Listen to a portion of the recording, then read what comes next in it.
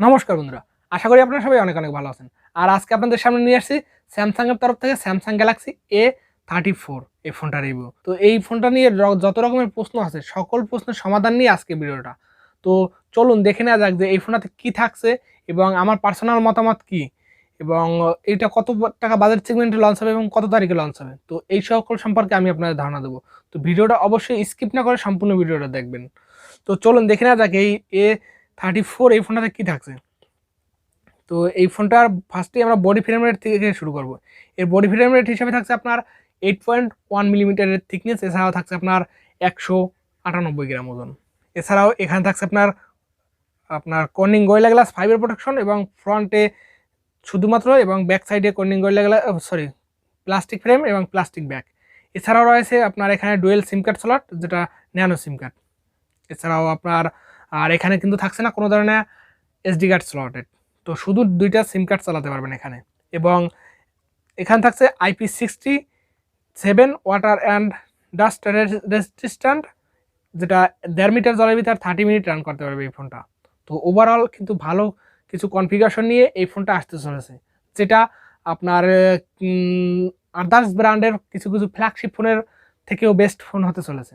তো আজকে এই ফোনটা নিয়ে আমি আপনাকে ডিটেলসে জানাবো যে এই ফোনটা কেমন হবে। এটা শুধুমাত্র ডিটেলস রিভিউ, এটার আনবক্সিং রিভিউ বা কোনো ধরনের আমি দিচ্ছি না। এটা শুধু ফার্স্ট ইমপ্রেশন, যেটা এই ফোনটা কেমন হতে চলেছে এই নিয়ে একটা ধারণা। তো অবশ্যই ভিডিওটাতে একটা লাইক দিয়ে দেন, এবং যদি চ্যানেলে নতুন হয়ে থাকেন তো দয়া করে সাবস্ক্রাইব করে দেবেন। তো চলুন দেখে নেওয়া যাক এর ডিসপ্লে হিসেবে কি থাকছে।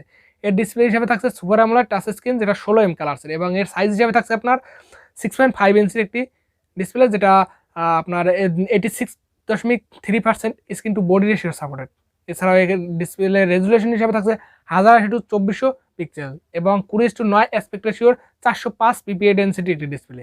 আর এতে থাকছে আপনার কর্নিং গরিলা গ্লাস 5 এর প্রোটেকশন, আগেই আপনাদের বলছি, এবং 90 হার্টজ রিফ্রেশ রেট। তো এই ডিসপ্লেটা হুবহু সেম ডিসপ্লে যেটা A33 ফোনটাতে ছিল। তো কনফিগারেশন সেম, শুধুমাত্র লুকিংয়ে একটু চেঞ্জিং ব্যাপার দেখা যাচ্ছে, যেটা লুকিংটা আগেরটা লুকিংটা এক ধরনের ছিল এ সিরিজের সকল ফোনের মতন। তো এবার A34 বা A14 থেকে শুরু করে যত ফোনগুলো আসবে, তো এবারের লুকিংটা সেম, শুধু লুকিংয়ে চেঞ্জ দেখা যাচ্ছে এবং ইউআইটা একটু চেঞ্জ, যেটা One UI 5 এর পরে রান করবে। তো চলুন দেখে নেওয়া যাক এর পারফরমেন্স সেকশনে কি থাকছে। এখানে থাকছে ওএস অ্যান্ড্রয়েড 13 এবং One UI 5। তো আমি আপনাদের আগেই বলছি যে One UI 5 এর পরে রান করবে। এছাড়াও এর চিপসেট হিসাবে থাকছে Exynos 1280, যেটা 5 ন্যানোমিটার আর্কিটেকচারের উপর বিল্ড করা, এবং এর জিপিইউ হিসেবে থাকছে Mali G68 এবং MC2। তো ওভারঅল এই প্রসেসরটা যথেষ্ট ভালো প্রসেসর, একটি ব্যালেন্স প্রসেসর, এই বাজার সেগমেন্টে বেস্ট প্রসেসর বললেই চলে। তো এই ফোনটা আর যে প্রসেসরটা, এই প্রসেসরটা দিয়ে আপনারা PUBG, free fire, asphalt 9, COD যত রকমের গেমগুলো আছে সবগুলো অনায়াসে মিডিয়াম ফ্রেম রেটে রান করাতে পারবেন, যেটা টুকটাক আপনারা গেমিং এক্সপিরিয়েন্স এখানে পেয়ে যাবেন। এটা গেমিং সেন্ট্রিক ফোন না, স্যামসাংয়ের তরফ থেকে গেমিং সেন্ট্রিক ফোন এইগুলো না। তো এটা শুধুমাত্র মানে একটি ভালো লংজিভিটির জন্য এবং একটি ভালো এক্সপিরিয়েন্স, ইউজার এক্সপিরিয়েন্স পাওয়ার জন্য যে ফোনগুলো প্রয়োজন, তো সেগুলো হচ্ছে স্যামসাংয়ের এ সিরিজের ফোন। তো এইটা আপনার জন্য একটি ব্যালেন্স ফোন বলতে গেলেই চলে। তো এর প্রসেসরটা এই বাজেট সেগমেন্টে, এই যে প্রসেসর, এটা আপনার ভ্যালু ফর মানি প্রসেসর হবে না, তবে এই প্রসেসরটা যথেষ্ট ভালো মানের প্রসেসর এই বাজেট সেগমেন্টে। তো চলুন দেখে নেওয়া যাক এর আপনার র্যাম হিসাবে কি থাকছে। এখানে 4GB এবং 128GB এবং 6GB 128GB এবং 8GB 256GB, এই তিনটা র্যাম এবং রম স্লট থাকছে। তো এখানে আমি আপনাদের বলবো, যেটা 6GB 128GB বাংলাদেশ মার্কেটে লঞ্চ হবে এবং 8256 মানে 8256GB। তো আমার মনে হচ্ছে বেস্ট ভেরিয়েন্ট আর আপনার মধ্যে আপনার 128GB এই দুইটা ভেরিয়েন্ট লঞ্চ করা হবে বাংলাদেশ মার্কেটে, এবং যেটার ইউএফএস থাকছে আপনার 3.1 স্টোরেজ টাইপ। এছাড়াও আপনার এর ক্যামেরাতে কি থাকছে চলুন দেখে নেওয়া যাক। এর ক্যামেরাতে থাকছে 48 মেগাপিক্সেলের মেইন সেন্সর। আগেও কিন্তু আপনাদের 48 মেগাপিক্সেলের মেইন সেন্সর ছিল, যেটা ওআইএস সাপোর্টেড। এখানেও সেই ওআইএস সাপোর্টেড 48 মেগাপিক্সেলের মেইন সেন্সর, এছাড়াও আপনার 8 মেগাপিক্সেল আলট্রা সেন্সর, 5 মেগাপিক্সেলের ম্যাক্রো সেন্সর। তো ওভারঅল ক্যামেরা কিন্তু সেম ক্যাটাগরির, এখানে ক্যামেরাতে কোনো চেঞ্জ নেই। তো আপনাদের বলবো যে এখানে OIS supported dual PDF sensor, এখানে সোনি IMX709 যে সেন্সরটা, সেই সেন্সরটা ব্যবহার করা হয়েছে, যেটা যথেষ্ট ভালো মানের একটি ক্যামেরা সেটআপ। তো এই বাজেট সেগমেন্টে আগে আপনারা দেখছেন A33 ক্যামেরা সেটআপটা যথেষ্ট ভালো মানের ছিল, এবারও সেম ক্যাটাগরিতেই আপনার ক্যামেরার কোয়ালিটি যথেষ্ট ভালো মানের আছে। তো ক্যামেরা নিয়ে আপনাদের এখানে মানে 48 মেগাপিক্সেল, মানে তার মানে এই না যে পিক্সেল আপনারা ডিটেলসের কম ঘাটতি দেখবেন বা আদার্স ইস্যু আপনারা বুঝতে মনে হবে। তো এই রকমের কোনো সমস্যা নেই এখানে। 48 মেগাপিক্সেল থাকলেও আপনার 108 মেগাপিক্সেলের ছবির মতন আপনার কম্পিটিশন দিতে পারবে এখানে। তো এটা নো টেনশন, আপনি ভালো ক্যামেরা সেটআপ এখানে পেয়ে যাবেন।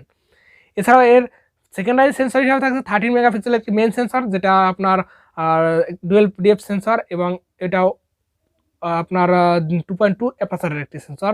আর যার সাথে থাকছে আপনার ডুয়েল সাইডে ফ্রন্টেও আপনার 4K 30fps এবং ব্যাক সাইডেও 4K 30fps পর্যন্ত ভিডিও রেকর্ডিং এর সাপোর্ট আছে। তবে আমার এখানে একটা কমপ্লেন আছে যে এখানে অন্তত ব্যাক সাইডে 4K 60fps এর ভিডিও রেকর্ডিং এর সাপোর্টটা দিলে যথেষ্ট ভালো মানের হতো।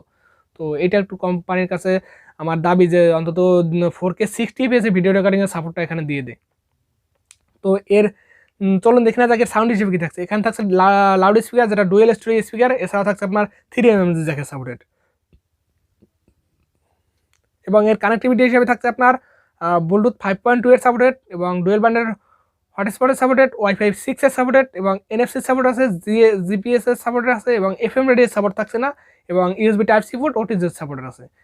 তো ওভারঅল কানেক্টিভিটিটা যথেষ্ট ভালো, এখানে কোনো ধরনের কোনো কিছুর কমতি নেই। আমার যথেষ্ট ভালো, আমার পছন্দ হয়েছে এর সব কিছু মিলিয়ে।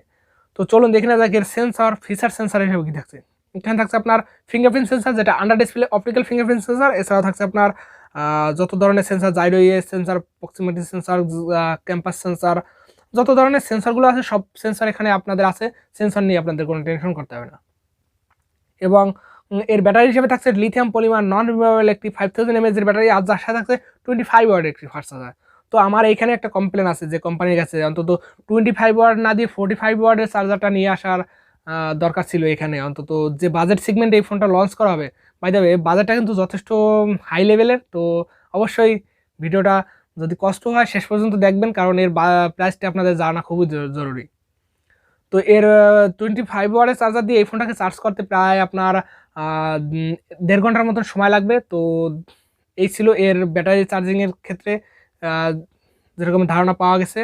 এবং এর কালার হিসাবে থাকছে ব্ল্যাক, হোয়াইট এবং পিঙ্ক, 3টা কালার ভ্যারিয়েন্টে এই ফোনটা বাংলাদেশ মার্কেটে লঞ্চ হবে, এবং এটা মেড বাই সাউথ কোরিয়া। তো বর্তমানে স্যামসাংয়ের যত ফোনগুলো বাংলাদেশে আপনার ম্যানুফ্যাকচারিং হলেও এটা মেড বাই কিন্তু আপনার সাউথ কোরিয়া থেকে এই ফোনগুলো আসছে। এস সিরিজের ফোনগুলো সব সাউথ কোরিয়া থেকে আসে। তো ওভারঅল আপনি জানতে পেরেছেন যে এই ফোনটা কী কনফিগারেশনে আসবে এবং কত টাকা প্রাইস সেগমেন্টে লঞ্চ হবে, এটা আমি আপনাদের বলি নাই। তো এবারে আমি আপনাদের ধারণা দিব যে এই ফোনটা কত টাকা বাজেট সেগমেন্টে লঞ্চ করা হবে। তো আমার যতটা আমার এক্সপিরিয়েন্স থেকে আমি ধারণা পেয়েছি, যেটা A33 দাম আপনার 36K এর মতন ছিল। তো সেইটা কিন্তু করোনাকালীন মানে ফোনের যখন কমতি দেখা গেল, তখন কিন্তু ফোনের দামটা বাড়িয়ে দিল, প্রায় 46,000-এর কাছাকাছি নিয়ে গেল। তো এবারে যে এই A34 এই ফোনটা বাংলাদেশ মার্কেটে আসবে, যেটা 40-42-এর আশেপাশে প্রাইস রাখা হতে পারে। আর একটা কথা আমি আপনাদের বলবো যে এখানে 40-42-এর কাছাকাছি যদি 8GB 256GB এই ভেরিয়েন্টটা রাখে, তাহলে এই ফোনটা আপনারা অনায়াসে পারচেস করতে পারেন, আপনাদের জন্য বেস্ট ফোন হবে। তো এই ফোনটার প্রাইস আমার মনে হচ্ছে কেন জানি 45-46 হাজার টাকা রাখবে। তো আপনারা কত টাকা জানেন অবশ্যই কমেন্ট করে জানাবেন।